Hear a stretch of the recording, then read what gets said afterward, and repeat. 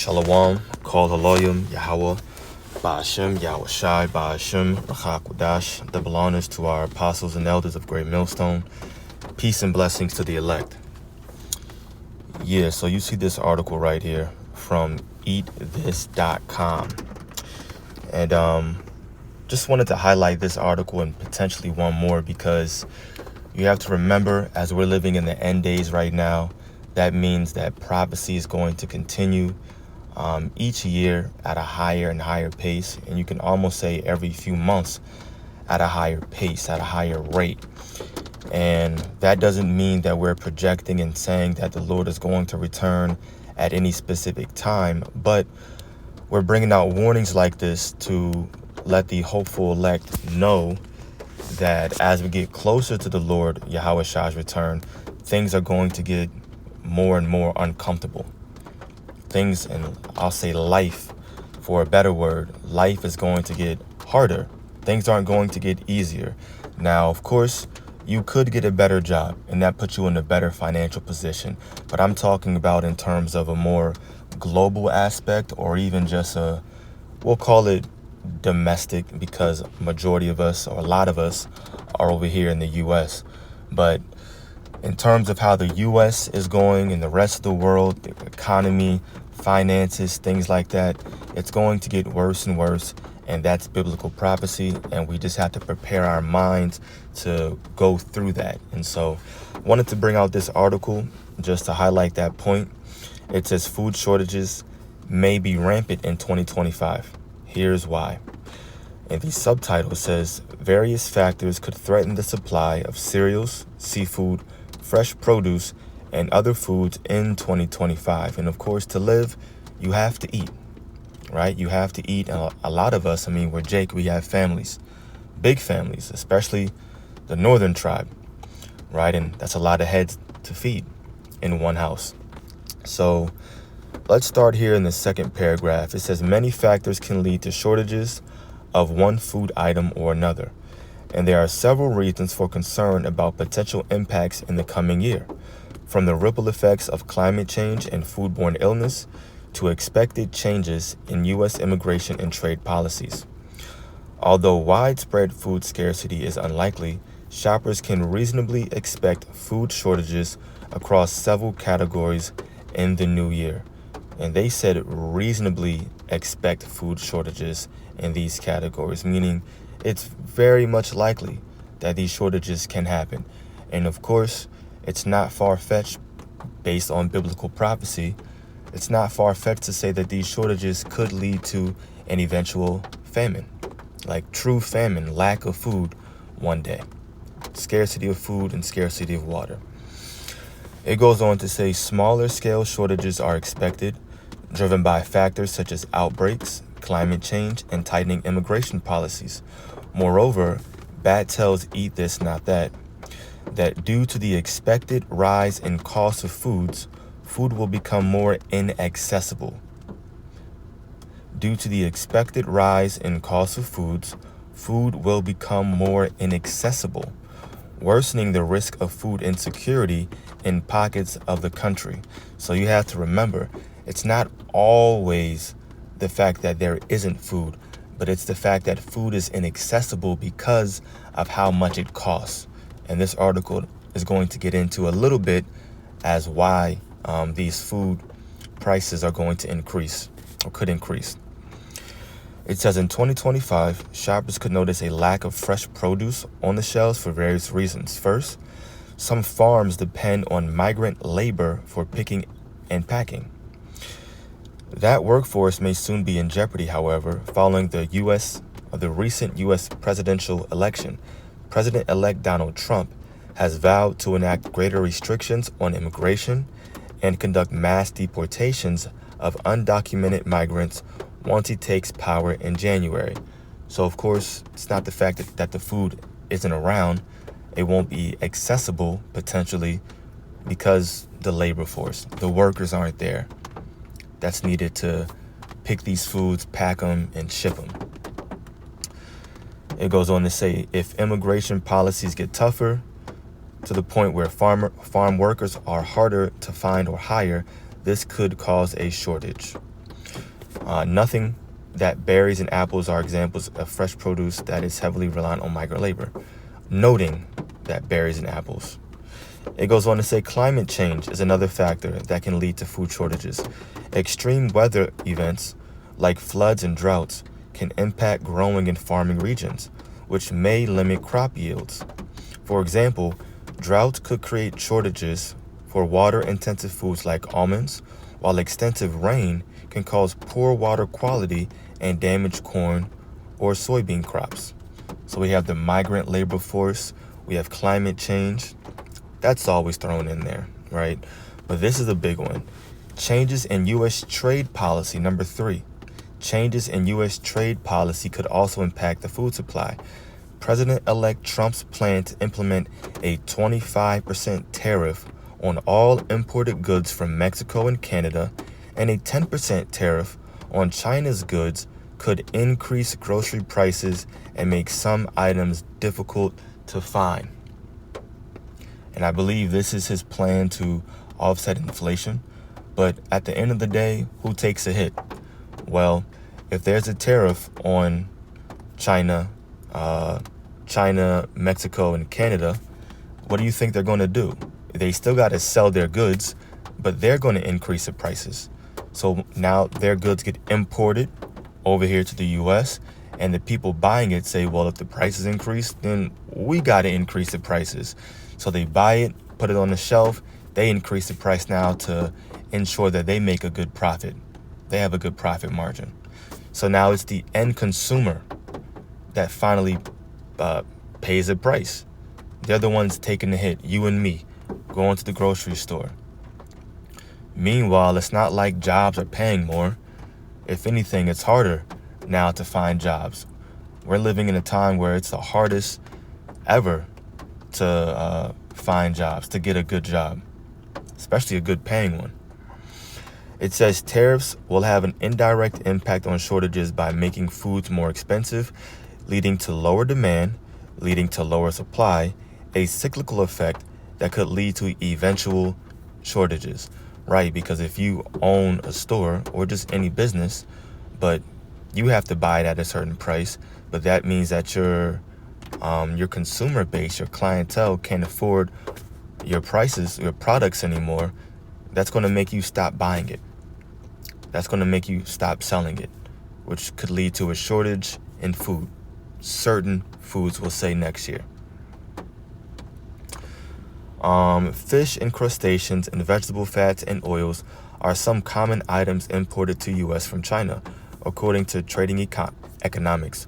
From Mexico, the U.S. commonly imports grocery items like cereals and processed fruits and nuts, while Canada sends cereal, flour, and alcohol products, according to the U.S. Bureau of Industry and Security. And that's it right there. We're not going to read any more, but they go into global factors such as Russia's invasion of Ukraine could disrupt the food chains. They also go into different food recalls and outbreaks, especially like E. coli and Listeria that we've seen before this year, and a few other things. But those are the big, impactful reasons that could cause some food shortages next year, right? Food shortages and even increase in food prices. So things are definitely going to get harder. It's going to get more uncomfortable, but that's just all according to prophecy, as we're about to see. And I'm not going to read through this article, but if it's all of any interest to you, this came out 2 days ago from MSN.com. It says housing prices in 2025 could rise more than expected. According to leading real estate experts, it says that the housing market in the United States is poised for a price increase of approximately 4% in 2025, as forecasted by Redfin. And we're going to just stop right there. So it's going to be food prices increasing, could see shortages in certain food items as well. On top of that, the housing market is poised, they say, for a 4% increase in 2025. You got to eat and you got to live. But Babylon and just The way that this world is churning, it's making it hard to do that. Like we said, that's all according to prophecy. And we're going to get this right here in 2nd Ezra 16. Let's start up. I'm going to start reading at verse 16 through 19, and then we'll jump down. Verse 16 says, like as an arrow which is shot of a mighty archer returneth not backward, even so the plagues that shall be sent upon earth shall not return again. Now, when you read about the different plagues, one of them is famine, scarcity or lack of food and water. So you have a strong archer, and he shoots a bow and arrow. It's not returning. It's going to hit its intended target. Well, the Lord is likening that situation, that metaphor, onto the plagues that he's going to shoot or send to this entire world, especially America, which is Babylon the Great. Once again, famine. And we read clearly how things could potentially lead up to that. It says, woe is me, who will deliver me in those days? The beginning of sorrows and great mournings, the beginning of famine and great death, the beginning of wars, and the power shall stand in fear, the beginning of evils. What shall I do when these evils shall come? Behold, famine and plague, tribulation and anguish are sent as scourges for amendment. So the Lord is sending all these plagues, and you're supposed to think of it. It says for the purpose of an amendment, a betterment. When you amend a law or a regulation, a policy, you're adding a change to it for the purpose of making it better, right? But only the elect are going to see what's going on, tie these events to biblical prophecy, and change their ways. A lot of people are going to just continue in their wickedness, like verse 20 says. But we're going to jump down now, and I want to get verse 37 through 39. It says, behold, the plagues draw nigh and are not slack. So now we're about to read about how these plagues, they're not slack, and they're going to come harder and faster and just be more impactful is the point. Behold, the plagues draw nigh and are not slack, as when a woman with child in the 9th month bringeth forth her son, with 2 or 3 hours of her birth, great pains compass her womb, which pains, when the child cometh forth, they slack not a moment. Right, so as she gets closer and closer to delivering her child, those birth pains, they come harder, they come faster, and it says they slack not a moment. They're there. They're more and more impactful as she gets closer to giving that deliverance, making that deliverance. So verse 39 says, even so shall not the plagues be slack to come upon the earth, and the world shall mourn, and sorrow shall come upon it on every side. So like I mentioned, and like we can see now, it's only going to get worse. Living is going to get more and more uncomfortable. You may have a better job, great. Things are still going to get more uncomfortable as we get closer and closer to the day of the Lord, till Jacob's trouble. And that's just the way it's going to be according to biblical prophecy. These plagues are going to continue to hit harder and harder. Our job is to remember that Yahweh Ba'ashem Yahweh Shai is on our side, is going to protect us, deliver us, and make sure that we have our daily bread, a roof over our head. And not to lose our faith, to keep the faith, right? I'll put it that way, a more optimistic tone. Our job is to keep our faith, keep the faith. So let me jump over here. Isaiah 65, right? One of those keep the faith type of precepts. Let's jump to verse 13. It says, therefore, thus saith the Lord God, behold, my servant shall eat, but ye shall be hungry. Behold, my servant shall drink, but ye shall be thirsty. Behold, my servant shall rejoice, but ye shall be ashamed. So as long as we continue to do what we're told to do as a faithful servant, the Lord is going to make sure that not only us, but our families are eating, drinking, Basically, we're taken well care of. That's it. We're taken care of in these evil days. It says, behold, verse 14, my servant shall sing for joy of heart, but ye shall cry for sorrow of heart, and shall howl for vexation of spirit. So yeah, things may get harder. Things may get a little bit more uncomfortable. But you have to remember that the Lord said that he will watch over his elect. We're reading just one of the many precepts that outline that point, that narrative. I'll grab one more. I know it's in Psalm, I think it's 37. I'm just going to type in famine and Old Testament. Actually, poetical books. There we go. Psalm 37 and 19. Let's read Psalm 37 verses 18 and 19. The Lord knoweth the days of the upright, and their inheritance shall be forever. They shall not be ashamed in the evil time, and in the days of famine they shall be satisfied. Not saying you're going to have 3-4 meals a day, but you will be satisfied. You will have enough to be sufficient. You will be content. Lord's will, I will be content. Lord's will, all of us, as long as we continue doing what we're supposed to be doing, which is what? If you're a man and you're able to do so, you come out there on the streets, you offer your body as a living sacrifice by offering your time for the Lord. He tells us to go out there and teach, and that's exactly what we do. We make videos throughout the week because we're a living sacrifice. It's not just 1 day a week, 2 days a week that we're a sacrifice.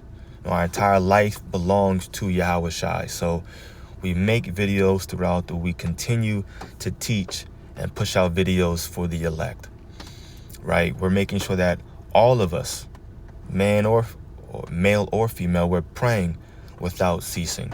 We're asking for repentance. We're repenting, asking for forgiveness is what I meant to say, right? Looking and asking the Lord to have mercy on us and our families in these days to come. And also asking the Lord to increase our faith, making sure we're watching videos, making sure that we're reading throughout the week consistently.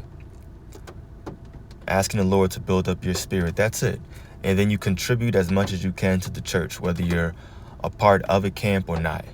Whatever that may be, even if it's just prayers for the elect. That's it. It's not a hard task at all for anybody. The Lord isn't asking much, especially not compared to the things that he's promising us. But we got to get through these hard times first, and then the kingdom of heaven will be here. So that's it. Just wanted to bring out those few precepts and that article, Lord's will. This video was edifying to the elect. Kol Haloyim, Yahweh, Ba'ashem Yahweh Shai, Ba'ashem Rachakudash. Double honors to our apostles and elders of Great Millstone. Peace and blessings to the elect. Shalom.